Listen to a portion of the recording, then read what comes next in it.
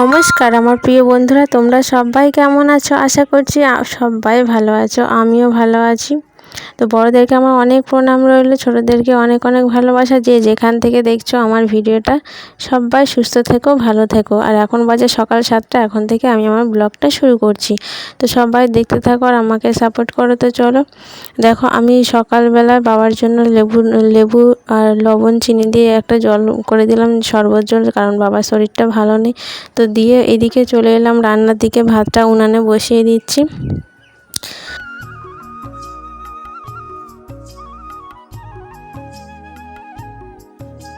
তারপর এইদিকে দেখো, আমি কথা বলতে বলতে তিল কাঠটাও নিয়ে চলে এলাম। আর তিল কাঠে কার কার রান্না করতে ভালো লাগে এবং ভালো লাগে না, দুটোই আমাকে জানিও। আমার তো একদমই পছন্দ হয় না, কারণ কি জানো, তিল কাঠ আগুনটা ধরালাম, ধরানোর পরে যদি আমি কিছু তরকারির জন্য জোগাড় করতে যাই, তখনই নিভে যাবে। ওই জন্য বারে বারে ধরাতে হয়, নিভে যায়, এই জন্য বিরক্ত লাগে। আর এইদিকে দেখো, আমি ভাতের হাঁড়ির ঢাকনাটা আনতে এসেছিলাম, ওটা দিয়ে চাটা ঢাকা ছিল, আমি দেখিনি নিচে।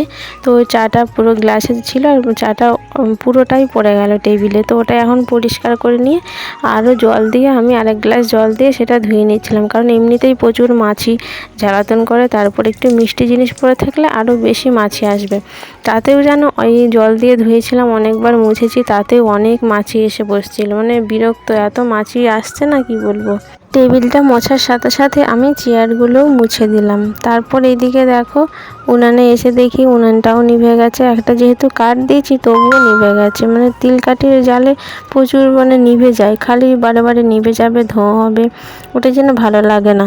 তারপর দেখো এখানে গামলাতে পান্তা ভাত ছিল, তো যেহেতু পান্তা ভাত কেউ খাবে না, আজকে নিরামিষ, তো ওই জন্যই কালকের বাসি ভাতটা আমি, ছাগল যেহেতু খেয়ে নেবে, ওই জন্য বালতিতে নিয়ে গিয়ে ঢেলে দিচ্ছিলাম। তো ওই গামলাতেই ফ্যান ঝাড়তে হবে, ভাতের চাল ধুতে হবে, তো গামলাটা ওই জন্য খালি করে নিয়ে চলে আসছিলাম ধুয়ে। আর তিল কাঠের এটাই সমস্যা, দেখো গামলাটা ধুয়ে না আনতে আনতে আবার আগুনটা নিভে গেল। তো এখানে যাই হোক, এখানে আর কি করা যাবে, ওটা দিয়েই রান্না করতে হবে, কিছু করার নেই। তারপর আমি চাল বার করে চালটা ধুয়ে নেব, এখন কলে চলে যাচ্ছি চালটা ধুয়ে নিয়ে আসার জন্য।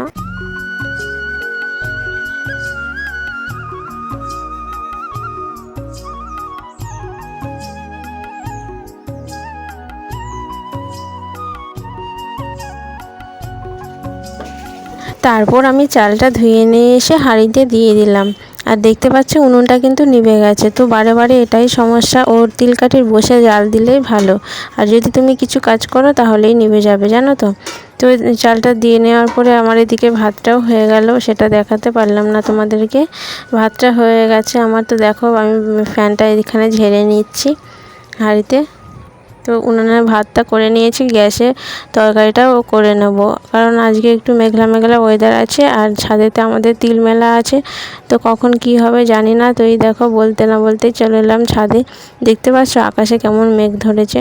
তো বাবা এখানে তিল নিচে পড়েছিল, সেগুলোই ঝাড়ছিল, আর আমি উপরে তিল কাঠিগুলো ঝেড়ে দিচ্ছিলাম, যাতে তাড়াতাড়ি করে হয়। আর টিপ টিপ করে বৃষ্টিও পড়া শুরু করে দিয়েছিল, তো ওই জন্যই আমি ঝেড়ে দিচ্ছিলাম, আর বাবা তাড়াতাড়ি করে ওগুলোকে জড়ো করে এক জায়গায় করে দিচ্ছিলো, কারণ ওগুলোতে এখনও তিল আছে, তো ওগুলো চাপা দিয়ে দিতে হবে, পরে আবার রোদ দিলে তখন ওগুলো আবার মেলতে হবে। তিল কী বলতো, একবারে তো পড়ে না, না, তো ওই জন্য ওগুলোকে অনেকবার ধরে দিতে হবে। আর এখন যে ওয়েদার, কখনো মেঘ হচ্ছে, কখনো বৃষ্টি হচ্ছে, কখন কি হচ্ছে কিছু বোঝা যাচ্ছে না।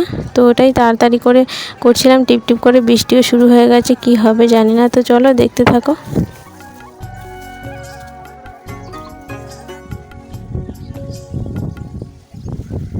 তিল কাঠগুলো মোটামুটি ঝাড়া কমপ্লিট হয়ে গেল। তারপর চলে গেলাম আমি নিচে। ওই যে হাফ বস্তাতে একটু তিল আছে, ওটাও কিন্তু আমাদের চালা হয়নি, ওটাও নোংরা আছে। তো ওটাই বাবা বললো ওটা নিয়ে চলে আয়, ওটা একবারে চেলে নেবো, যতক্ষণ না বৃষ্টি আসছে না ততক্ষণ ওগুলো হয়ে যাবে।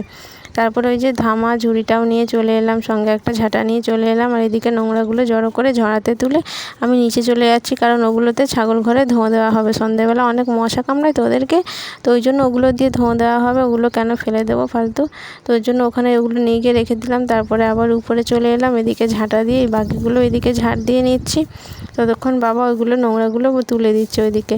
আর এদিকে অল্প অল্প চালা শুরু করে দিয়েছে বাবা। তো এই দেখো, দেখতে পাচ্ছ, এটা হলো আমার একটা ছেঁড়া নাইটি, উপরে আমি তিলের গদাটা চাপা দেবো বলে এনেছিলাম, তো ওটা পচে গেছে জল পেয়ে। তো ওটাই আমি উপর থেকে এখন ফেলে দিচ্ছি। তারপরে আমিও লেগে পড়লাম চালতে তাড়াতাড়ি করে।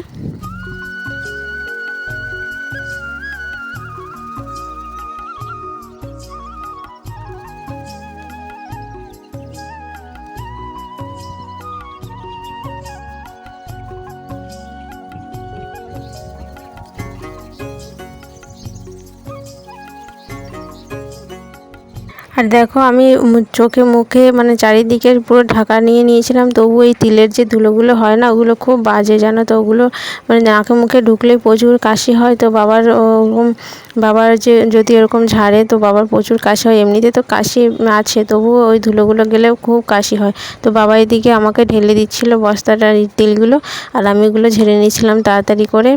তো এবার ঝাড়া হয়ে গেছে, এবার এগুলো তাড়াতাড়ি, এবার টিপ টিপ করে বৃষ্টিও শুরু হয়ে গেছে, মানে জোরে জোরে পড়ছে এখন। তো তাড়াতাড়ি করে ওগুলো বস্তার মধ্যে ভরে নেবো। আর ওই যে আছে জড়ো করা, ওগুলোকে একটু চাপা দিতে হবে, এইটা ভাঁজ করে চাপা দিয়ে দেবো ওগুলোকে। তো চলো দেখতে থাকো আর সঙ্গে থাকো। এদিকে আমার বস্তা তোলাও হয়ে গেল, আর বাবা বস্তাটাকে সাইড করে দিয়ে এদিকে চটটাও ভাঁজ করে নেব, ভাঁজ করে ওটাকে চাপা দেবো, কারণ জোরে জোরে বৃষ্টি পড়াও শুরু হয়ে গেছে। আর আমাদের কাজের কিন্তু শেষ নেই, একটার পর একটা কাজ লেগেই আছে। তো তারপরে এইদিকে তাড়াতাড়ি করে ভাঁজটাও করে নিচ্ছি, কারণ চাপা দিতে হবে। তো তারপর চলে এলাম নিচে এসে আবার রান্না করার বাসনগুলোও আছে, সেগুলোও ধুতে হবে। তো দেখো এইগুলো আমি মেজে ঘষে তারপরে ধুয়ে নিচ্ছি। আর এই সব কাজকর্ম করতে করতে কিন্তু অনেকটাই বেলা হয়ে গেছে, তো কিছুই খাওয়া হয়নি। আর অনেকটা খিদেও পেয়ে গেছিলো, তো কি করা যাবে, ধুলোবালিতে তো আর খাওয়া যায় না। ওই জন্য ভাবলাম একবারে থালা বাসনগুলো মেজে নিয়ে ধুয়ে চান টান করে তারপরে খেতে বসবো। তো চলো তোমরা দেখতে থাকো, আর যে যেখান থেকে দেখছো অসংখ্য ধন্যবাদ ভিডিওটা দেখার জন্য। স্কিপ না করে পুরো ভিডিওটা দেখো, আর ভালো লাগলে লাইক কমেন্ট শেয়ার অবশ্যই করো, আর আমার পাশে থাকা চ্যানেলটি সাবস্ক্রাইব করে। তো দেখো একটু সাপোর্ট করো তোমরা আমাকে। তারপরে দেখো এদিকে স্নানের জন্য জলটাও পাম্প করে নিচ্ছি, কারণ এইভাবেই আমাদেরকে করতে হয়, পাম্প করে বাথরুমে তুলে তারপরে স্নান করি। তো চলো দেখা হচ্ছে স্নান করার পর। আর সংসারে যতই খাটাখাটনি করিস, দিনের শেষে কিন্তু আমাদেরকে সেই শুনতে হয়, আমাদেরকে মানে প্রত্যেকটা মেয়েকেই সেই শুনতে হয়, ওই তো সংসারে রান্না বান্না খাওয়া এইটুকুই কাজ, আর কি কাজ, এইটুকু কাজই করতে পারে না, তাহলে আর কি করে। এটাই হচ্ছে আমাদের মেয়েদের জীবন, যতই খাটাখাটনি করো সংসারে কোনো দিন কারোর মন পাবে না। আর এইদিকে দেখো আমি চান টান করে চলে এসেছি, আর যেহেতু মাথাটা ভিজিয়েছিলাম আজকে, তো ওই মাথাটা ভেজানোর জন্য আমি এখানে ওড়নাটা পেঁচিয়ে রেখেছিলাম। এখন বাজে প্রায় 2:45 বেজে গেছে। আর এখানে ভাত নিয়ে নিয়েছি, ডাল আলু ভাতে আর লেবু দিয়ে। তো আজকের ব্লগটা আমি এখানেই শেষ করছি, দেখা হচ্ছে আবার একটা নতুন ব্লগে। ততক্ষণের জন্য সবাই ভালো থেকো, সুস্থ থেকো, আর আমাকে সাপোর্ট করো। Bye bye.